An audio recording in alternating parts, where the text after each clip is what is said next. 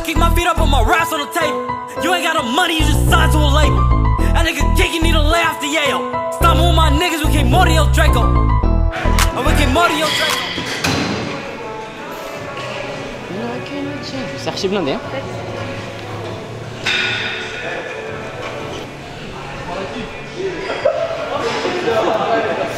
Bon, aujourd'hui on va faire une séance de gambas.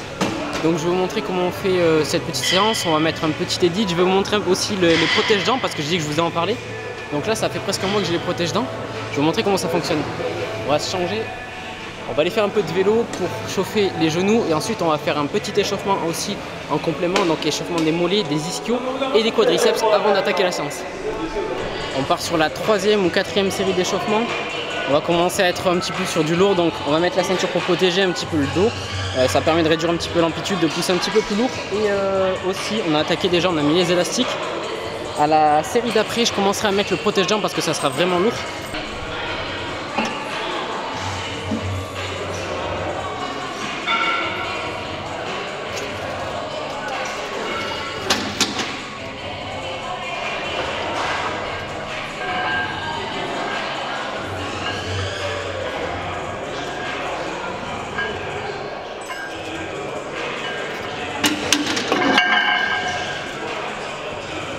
On va passer sur quelque chose de sérieux maintenant. On va mettre la ceinture avec un cran de plus.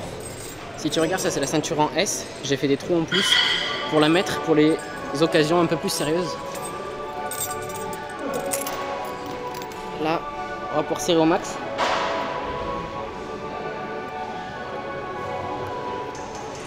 Si j'arrive. Voilà, superbe. Ceinture en S, on rajoute des trous parce que j'ai une petite taille. Là, elle est bien serrée là. On va prendre en plus le protège-dents 5DS de chez New Age. Donc il y a le 6DS aussi. Il y a un peu mieux au niveau de la stabilité le 6DS.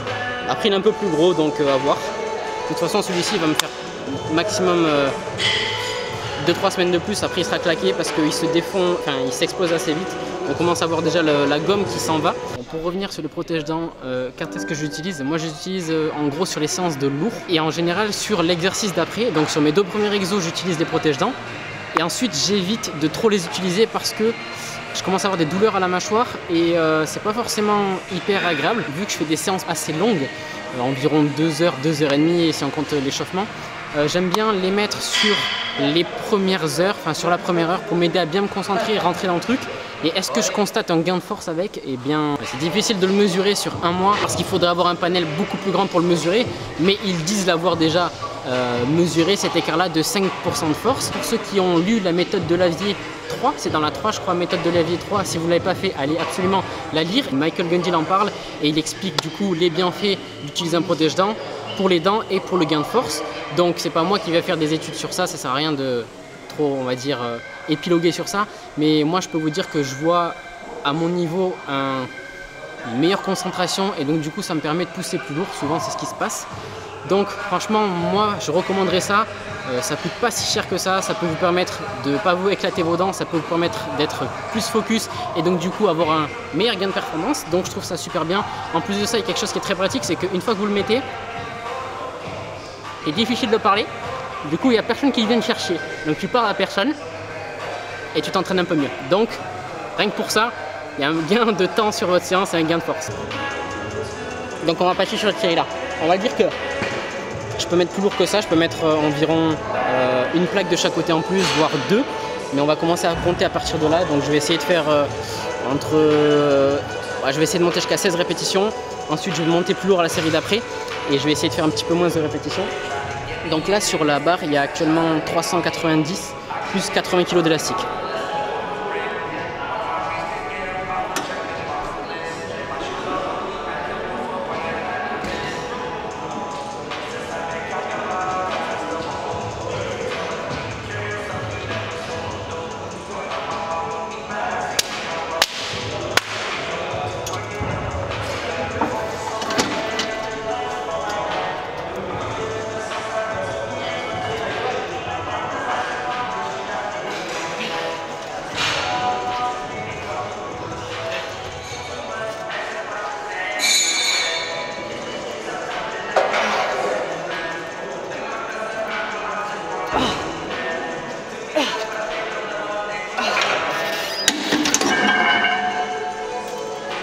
Donc on voit le protège-dents qui permet de serrer les dents, de parler en même temps et donc du coup de pouvoir respirer.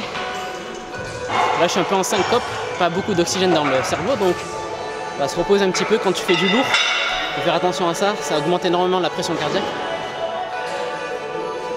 Donc on va se reposer tranquille, on repart d'environ 6-7 minutes. Niggas mad at me, ha ha ha, keep hating. I'm doing every occupation while your ass been lazy. Making music, making face it, and I'm making the pavement. They be hating, but they wanna get a pick of me later. I keep my feet up on my raps on the table. You ain't got no money, you just signed to a label. That nigga geeky need to lay off the Yale. Stop with my niggas, we came Mordio Draco. And we came Mordio Draco. Pull up, we gon' get you in a run in your pockets. Cause I know he don't got it, nigga, I know you don't got it. You should've had your shit with you.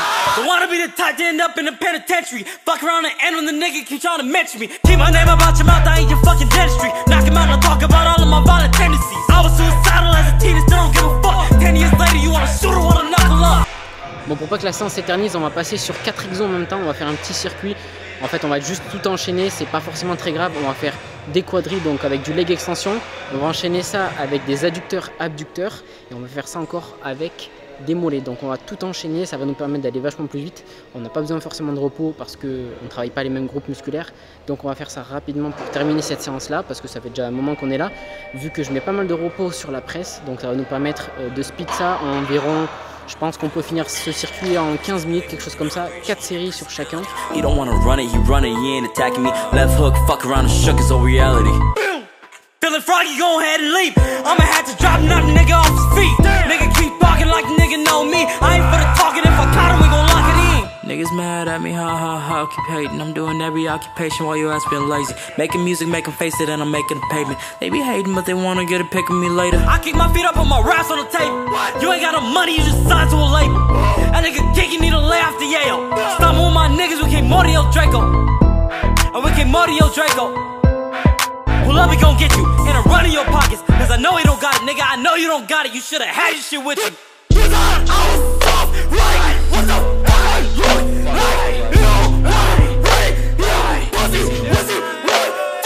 On va voir un petit peu ce que donne la sèche après environ presque 2-3 semaines de sèche. J'ai pas compté exactement, je vais vous mettre combien de temps ça fait exactement. Voilà. Et donc on va voir un petit peu ce que ça donne, sachant que j'étais pas parti très lourd. C'est-à-dire que après avoir fait la compétition l'année dernière, j'ai pas choisi de regrossir énormément. Donc j'ai pas fait des grosses perfs cette année en termes de force. Mais ça m'a permis du coup de garder, on va dire, une shape assez propre. Et donc du coup ça me permettra de perdre moins de poids, d'avoir un différentiel de poids à faire vachement moins grand. Je vous montre ce que ça donne pour qu'on ait une idée de comment ça avance dans les prochains jours, prochains mois et prochaines semaines.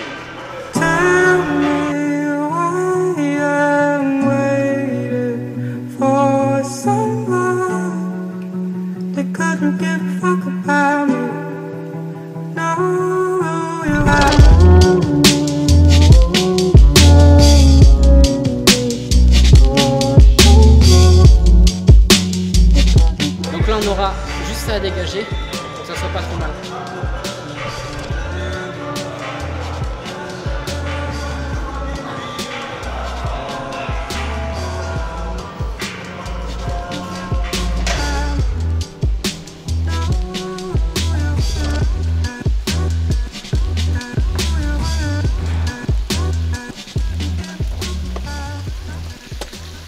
Elle remarche la fontaine.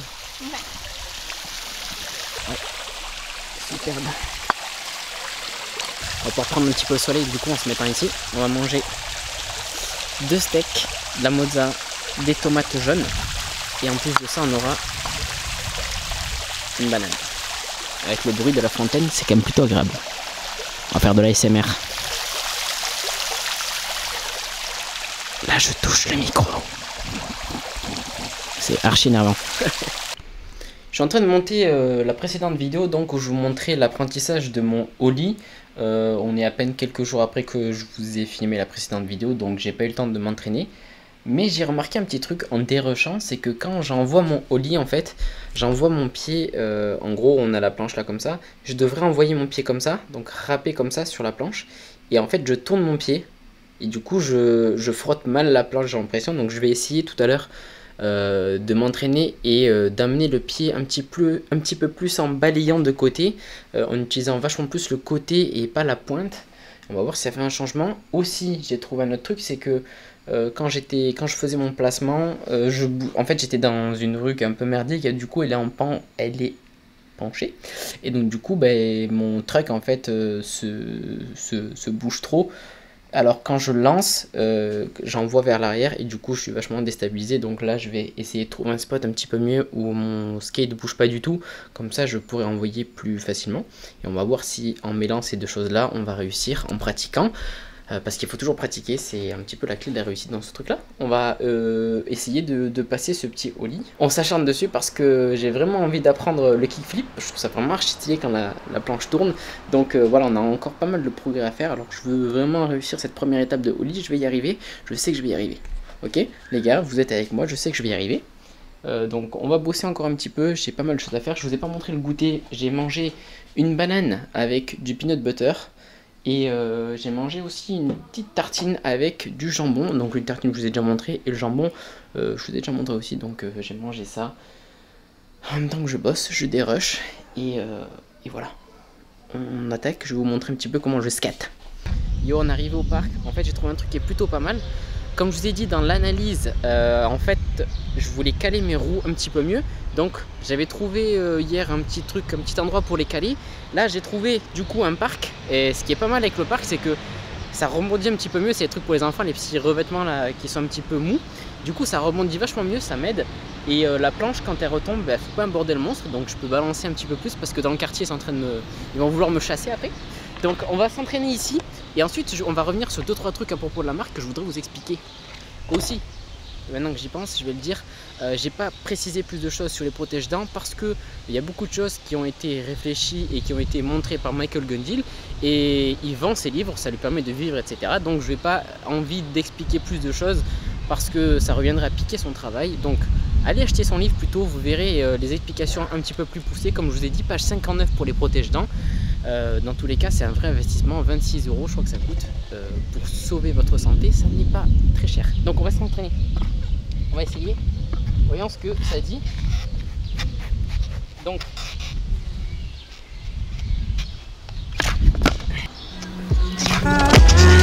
on n'est plus trop loin, j'ai l'impression, c'est beaucoup plus contrôlé en fait.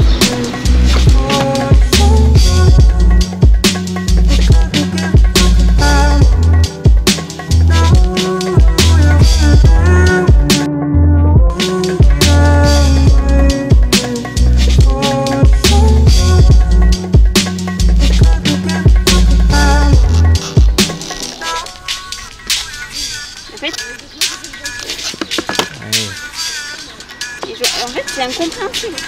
Mais c'est juste en fait une coordination. Je réfléchis pas, c'est juste de sauter. Ah non, réfléchissez pas, essayez de sauter et de taper. Bam. Voilà, ça lève. Ça pop un peu, on a entendu un petit peu. J'espère que je vais pas regretter qu'elle va pas prendre le ollie plus vite que moi parce que sinon, j'aurai la quinte. Yo, remontre-nous ce que tu viens de faire. Attends, faut que je le refasse. J'ai compris un peu. Attends.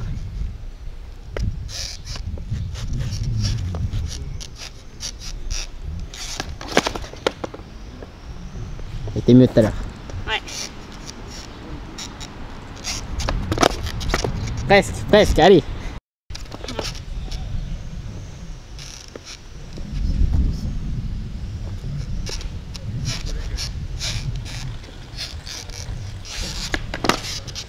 Eh, pas mal là. Pas mal ça. Bon, ben c'est officiel. Elle va être meilleure que mon skate. Putain, j'ai la quinte. Le truc qui me manquait, c'était de ratterrir sur la planche, en fait, tout simplement. Je flippais, en fait, je sautais trop vers l'arrière. Du coup, la planche, elle partait trop loin. En fait, c'était juste qu'il fallait que je me penche vers l'avant et que j'ai un peu plus de couilles pour retomber sur cette planche. Donc, merci Julie de m'avoir fait oser un peu plus. Donc là, je vais vous montrer si j'y arrive normalement. Voir ce que ça donne. Putain, mais c'est éclaté ce qu'il fait. Oui, mais c'est pas mal déjà, les gars. Ok, presque. C'est pas très haut ça. Encore.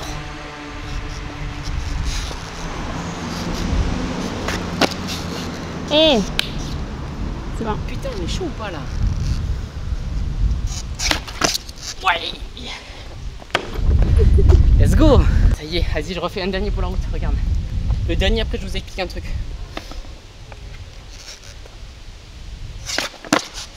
Il était pas mal celui-là. Ouais. Il était pas mal du tout celui-là.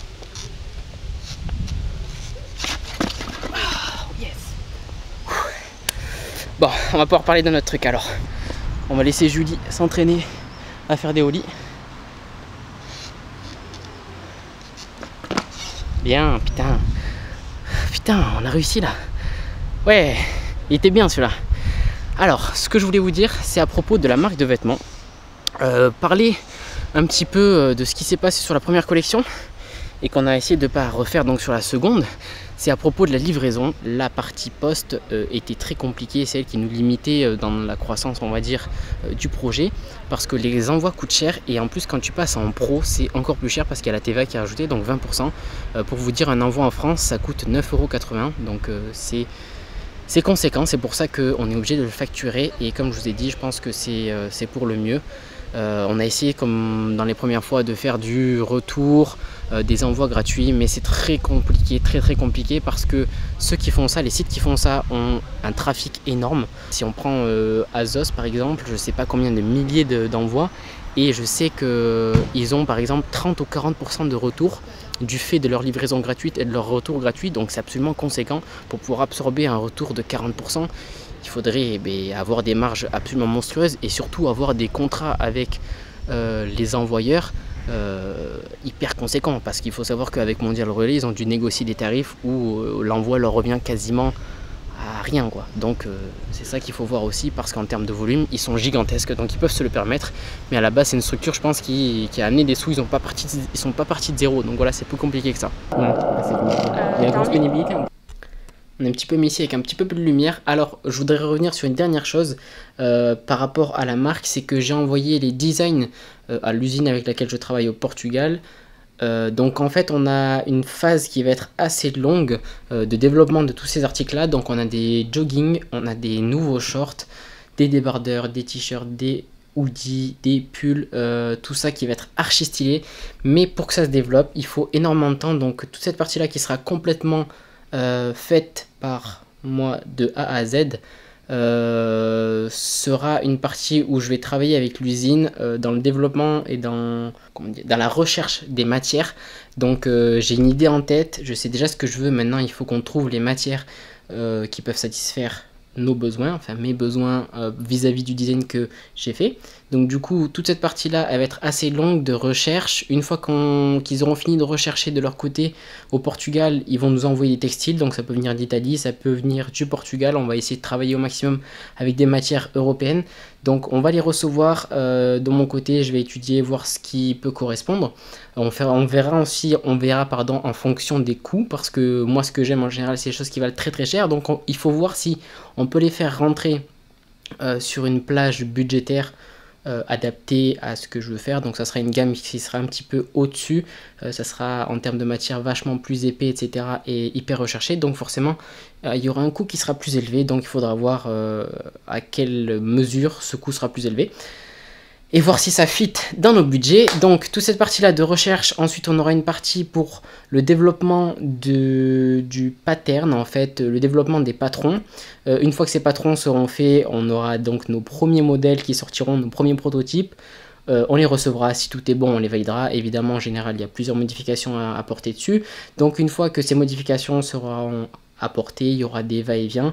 Une fois que ces va-et-vient seront finis et que le prototype sera validé, le prototype final, on aura une mise en production. Une mise en production, en général la production dure entre 3 et 4 semaines, ça dépend des procédés, parce que je veux faire pas mal de nouvelles techniques sur les vêtements, donc du coup ça prend pas mal de temps. Il faut en premier tout coudre, séparément, enfin tout découper, tout coudre et ensuite envoyer dans les procédés, donc les process. Je peux pas vous dire exactement ce que c'est parce que j'ai pas envie que des gens ne copient, parce qu'il y a beaucoup de gens mal intentionnés, et c'est pour ça que je peux pas vous montrer les designs que j'ai déjà créés.